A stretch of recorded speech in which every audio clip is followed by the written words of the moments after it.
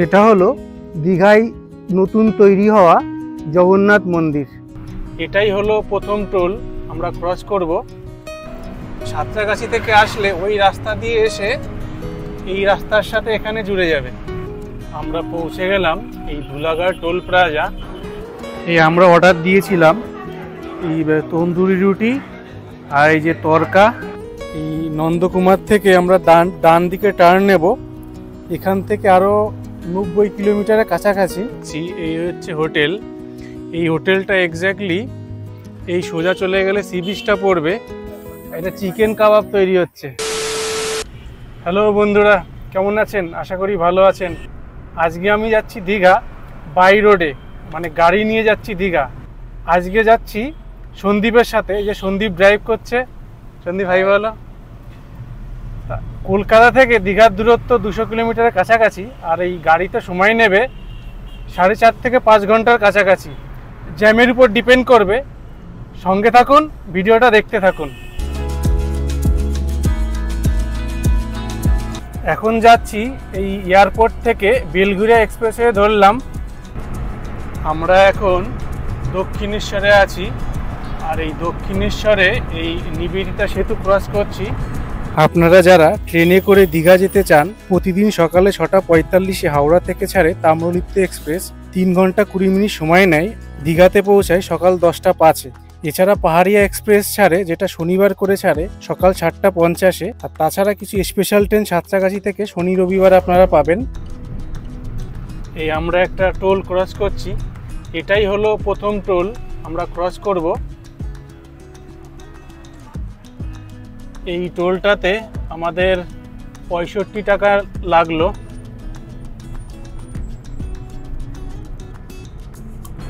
এই টোলটা ক্রস করার পরেই ডান দিকে চলে গেছে NH2 আর বাঁ দিকে চলে গেছে NH16।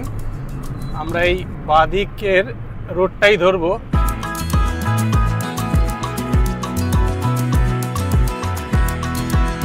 এই বাঁ দিকটা চলে গেল সাঁতরাগাছি। এই যে এই রাস্তাটা, এই সাঁতরাগাছি থেকে যারা আসবে, এই দেখুন বাঁ দিক দিয়ে যে গাড়িগুলো ঢুকছে না, এই যে বাঁ দিক দিয়ে যে গাড়িগুলো ঢুকছে, সাঁতরাগাছি থেকে আসলে ওই রাস্তা দিয়ে এসে এই রাস্তার সাথে এখানে জুড়ে যাবে।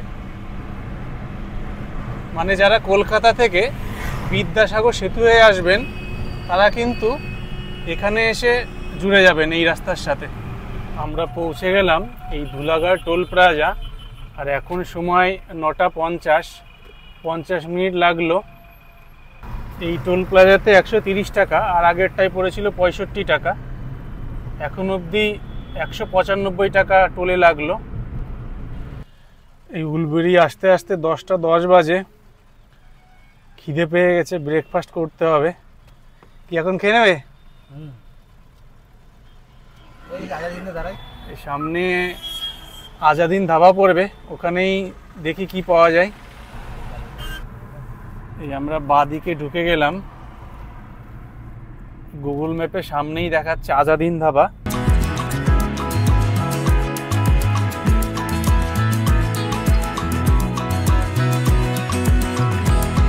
এই যে সামনাসামনি যে সোজা রাস্তা দেখছেন, এটা ছিল হাই রোড। আমরা ওই দিক দিয়ে আসলাম। এসেই এই যে ডান দিকে যে একটা পেট্রোল পাম্প দেখছেন, ঠিক তার উল্টো দিকে আছে এই যে আজাদিন ধাবা। এখন সময় সকাল 10টা 16। আমরা যাত্রা শুরু করেছিলাম এয়ারপোর্ট থেকে সকাল 9টায়। 1 ঘন্টা 16 মিনিট লাগলো এই আজাদিন ধাবা আসতে। এখান থেকে এয়ারপোর্টে 50 কিলোমিটার কাছাকাছি দূরত্ব। চলুন ভিতরে যাওয়া যাক। এই ঢুকেই প্রথমে এখানে আপনারা ক্যাশ কাউন্টার পাবেন, আর এই বাঁ দিকে একটা বসার জায়গা আছে, আর ওইদিকে রান্না হচ্ছে। আর ডান দিকেও বসার জায়গা আছে, আপনারা চাইলে এখানে বসতে পারেন। এই দেখুন আজকে ভালোই ভিড় আছে।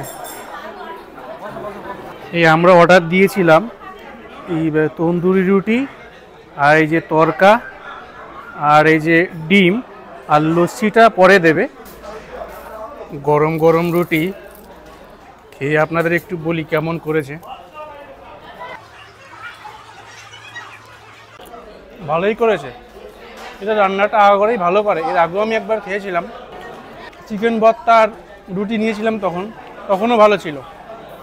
আর ব্রেকফাস্টের শেষে এই যে লস্যি। আমাদের বিলটা দিয়ে গেল, একটা তন্দুরি রুটি 17 টাকা করে পিস নিল, আর ডাল তরকা নিয়েছে 155 টাকা, আর যে ডিম সেদ্ধ নিয়েছিলাম 2 পিস ছিল 40 টাকা নিয়েছে, আর লস্যি 85 টাকা, আর একটা জলের বোতল দিয়েছিল 19 টাকা। এই আজাদিন ধাবার বাইরেও বেশ কিছু বসার জায়গা আছে, যেখানে আপনারা বসে খাওয়া দাওয়া করতে পারেন।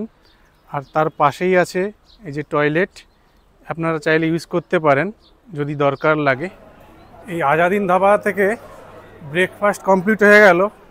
এখন সকাল 11টা বাজে, একটু সময় লাগলো, একটু ভিড় ছিল ভিতরে। এখন পার্কিংয়ের ওখানে যাচ্ছি, গাড়িটা পার্কিং করা আছে।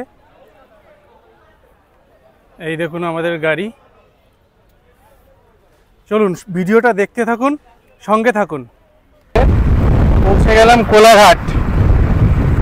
এই দেখুন নিচে বাঁদিকে রূপনারায়ণ নদী, আর এই নদীর উপর দিয়ে কোলাঘাট ব্রিজের উপর দিয়ে যাচ্ছি।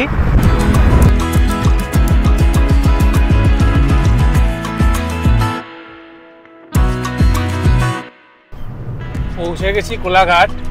আর এই কোলাঘাট থেকে সোজা চলে গেল খড়গপুরের দিকে। আমরা বাঁদিকের এই হলদিয়া রোডটা নেব। এই আমরা হলদিয়া রোডের আরেকটা টোল পেলাম, এখানে 110 টাকা নিল। সন্দীপকে একটু রেস্ট দিয়ে আমি একটু চালাচ্ছি, কিছুটা চালাই, কিছুক্ষণ পরই নন্দকুমার আসবে। তবে আমার চালানো আর সন্দীপের চালানোর মধ্যে পার্থক্য আছে। এটা তো ওর গাড়ি, ওর হাতেই ভালো চলবে।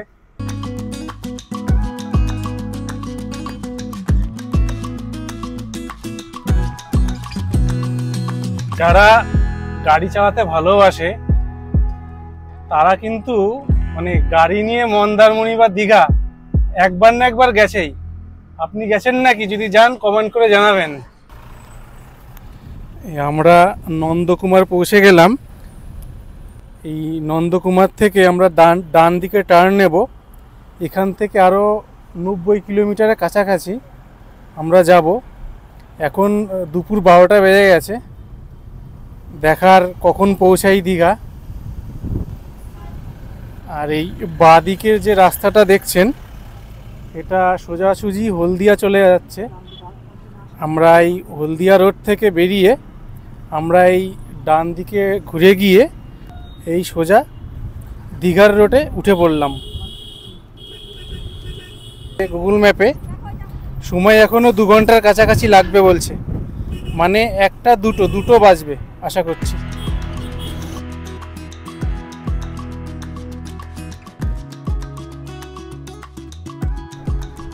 এই যে সন্দীপ গাড়ি চালাচ্ছে, গাড়িটা কিন্তু ভালোই স্পিডে, 80-র উপরে আছে। রাস্তাটা প্রায় ফাঁকাই। আমরা এখন এই কাথি বাইপাসের মধ্যে দিয়ে যাচ্ছি। আর এই যে সামনে যে মোড়টা আছে, এই মোড় থেকে বাঁ দিকে চলে গেল কাথি শহর। ডান দিকে আমরা টার্ন নেব। এই ডান দিকে হচ্ছে দীঘা যাওয়ার রাস্তা, আমরা ডান দিকটাই যাব। দীঘা যাওয়ার রাস্তা এখান থেকে আর 32 কিলোমিটার দেখাচ্ছে। আশা করছি 1 ঘন্টার মধ্যে ঢুকে যাব। আমরা পৌঁছে গেলাম চাউলখোলা। এই চাউলখোলা থেকে বাঁ দিকে চলে গেল মন্দারমণি যাওয়ার রাস্তা, 9 কিলোমিটার এখান থেকে। আর এখান থেকে আমরা সোজাসুজি চলে যাব দীঘা এখান থেকে 20 কিলোমিটার। দেখা যাক কতক্ষণ লাগে। এই যে বাঁদিকে যে রাস্তাটা চলে আছে, এটাই মন্দারমণি সোজা চলে গেল। আর আমরা সোজা যাচ্ছি।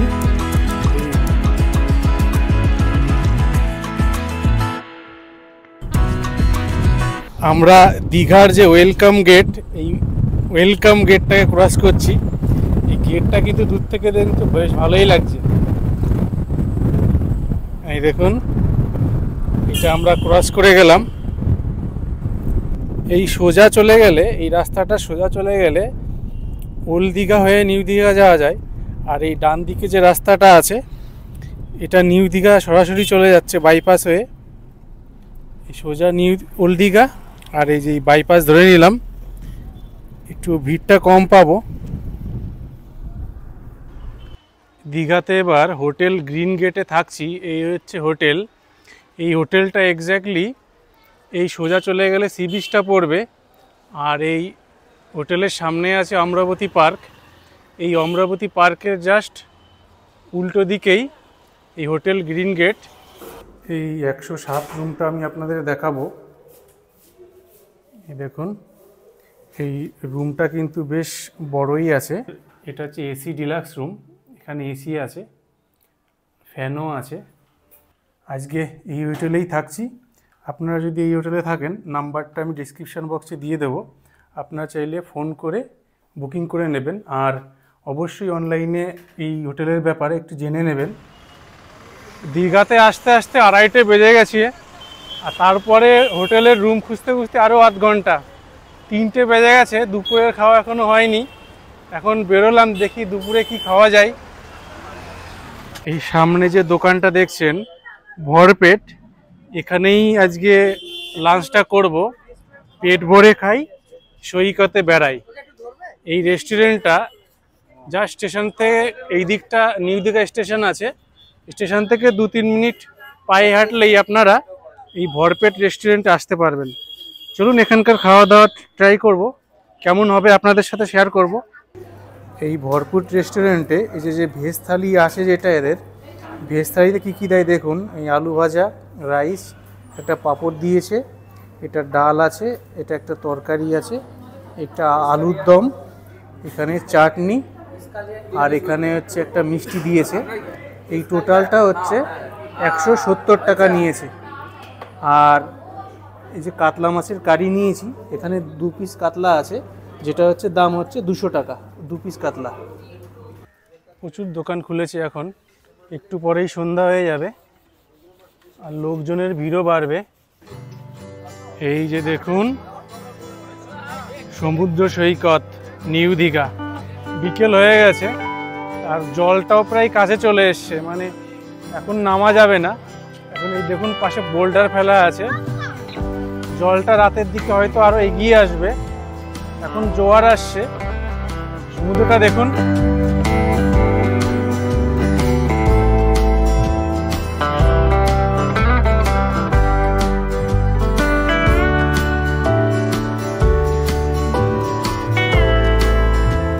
এই সন্ধ্যার সময় দীঘা সমুদ্র সৈকতের সামনে এই বাজারটা দেখুন জমে উঠেছে কীরকম।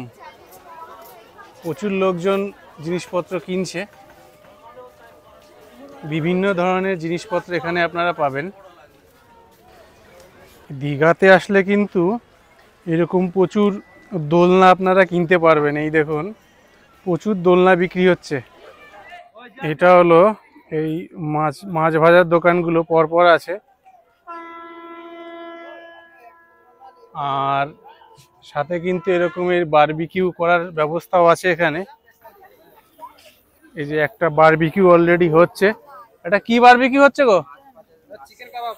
এটা চিকেন কাবাব তৈরি হচ্ছে, এই দেখুন চিকেন কাবাব এই ভাইটা বানাচ্ছে। এটা তোমাদের দোকান নাকি?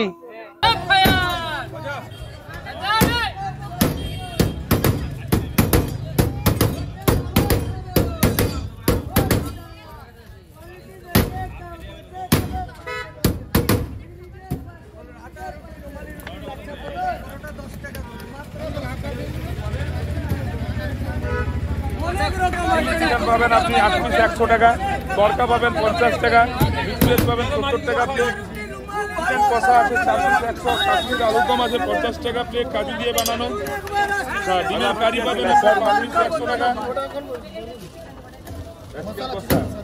হ্যালো বন্ধুরা, গুড মর্নিং। আজকে ডে 2 দীঘাতে।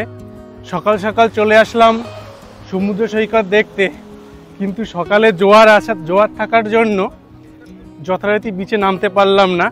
এই দেখুন সমুদ্রের কি অবস্থা, বেশ কিছু লোকজন এখানে এসে জড়ো হয়েছে। আর যেহেতু জোয়ার আছে, আর জোয়ার থাকার জন্য বিচে কিন্তু নামা যাচ্ছে না। আর এরকম এই পাশে বোল্ডার রাখা আছে, এই বোল্ডারে এখানে লোকজন কিছু বসে আছে, এই দেখুন। আর এই যে ঢেউগুলো একে একে আসছে, আমি একটু সামনে গিয়ে আপনাদের একটু দেখাই।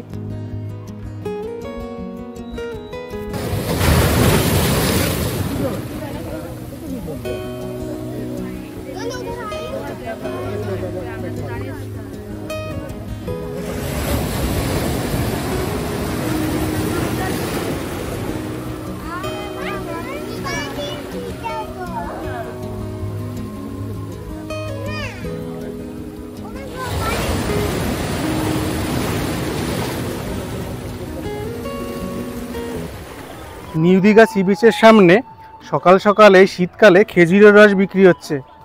এই খেজুরের রস কত করে গো? 15 টাকা আর 20 টাকা গ্লাস। ঠিক আছে, একটা গ্লাস দাও আমাকে। এই খেজুরের রসটা খাই। শীতকাল, খালি পেট তো নেই, চা খেয়ে নিয়েছি সকালে। তাই উপকারী খেজুরের রস। শীত যদিও এটা শীতকালে পাওয়া যায়, এই বছরে প্রথমবার খাচ্ছি। সন্দীপ, তোমার খাওয়া গেছে? কেমন লাগলো? সন্দীপের ভালো লেগেছে, আমি একবার ট্রাই করি।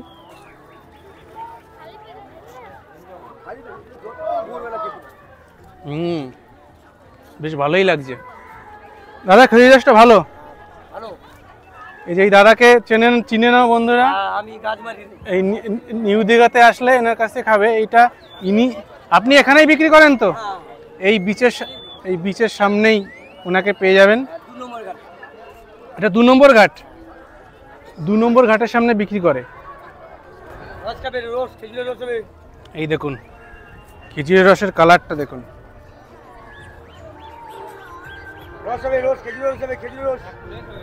এটা হলো দীঘায় তৈরি হচ্ছে জগন্নাথ মন্দিরের গেট। এই দেখুন লোকজন কিন্তু এখনই এখানে আসা শুরু করেছে, এসে ছবি টবি তুলছে দেখুন। আর এপ্রিল মাস থেকে 2025 সালের এপ্রিল মাস থেকে চালু হওয়ার কথা আছে। তখন তো আরো প্রচুর লোক আসবে এই মন্দির দর্শনে। চলুন ভিতরটা গিয়ে আমি আপনাদের একটু দেখিয়ে দিই। এটা হলো দীঘায় নতুন তৈরি হওয়া জগন্নাথ মন্দির, এর কাজ এখনো চলছে, এই দেখুন। আর এপ্রিল মাসে এটা চালু হওয়ার কথা আছে। আর এই দীঘার সমুদ্র সৈকত থেকে এখন আবার ফিরে যাব গাড়ি করে কলকাতা।